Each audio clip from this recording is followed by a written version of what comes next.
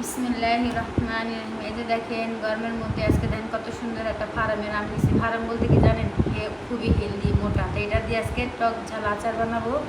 এখানে নিয়ে নিছি সাদা লবণ, বিট লবণ আর হলো মরিচের গুঁড়া। আর এখন এটাকে ছিলা ধুয়ে নিই, গড়িয়ে নিয়ে নিই ছুরির সাহায্যে। এটা ছিলা নিতেছি সুন্দর করে। দেখেন এটা ছিলা পরে আমরা কুচি কুচি করে আম ভর্তা বানাবো। যে গরম পড়ছে এই আম ভর্তাটা খাইলে কি শরীরের জন্য এটা উপকার। মানে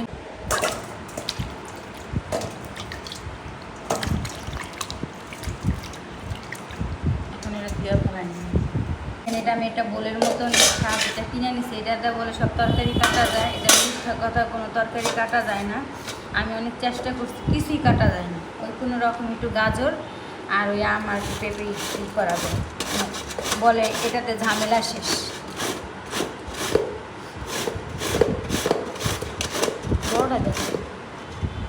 এগুলো দেখেন সুন্দর করে কুচি কুচি করে কাটা হয়ে গেছে। তা আমি এখানে কাসুন্দি দিব না, কাসুন্দির মধ্যে এখন ভেজাল পাওয়া গেছে। এই যে আমি দিয়ে দিলাম লবণ, আর এখানে যে শুকনো মরিচের ইয়া, আর এই যে বিট লবণ। কাসুন্দি ফ্রিজে আছে না, কাসুন্দিটা ভালো না, এটার মধ্যে ভেজাল মিলানো।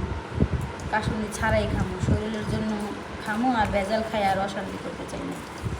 এই যে দেখেন এভাবে করে আপনারা গরমের দিনে মাখায়া খাইতে পারেন, বাচ্চাদেরকে দিতে পারেন, নিজেরা খাইতে পারেন, খুবই ভালো লাগে। খেয়ে দেখি কেমন হয়েছে। বিসমিল্লাহির রহমানির রহিম।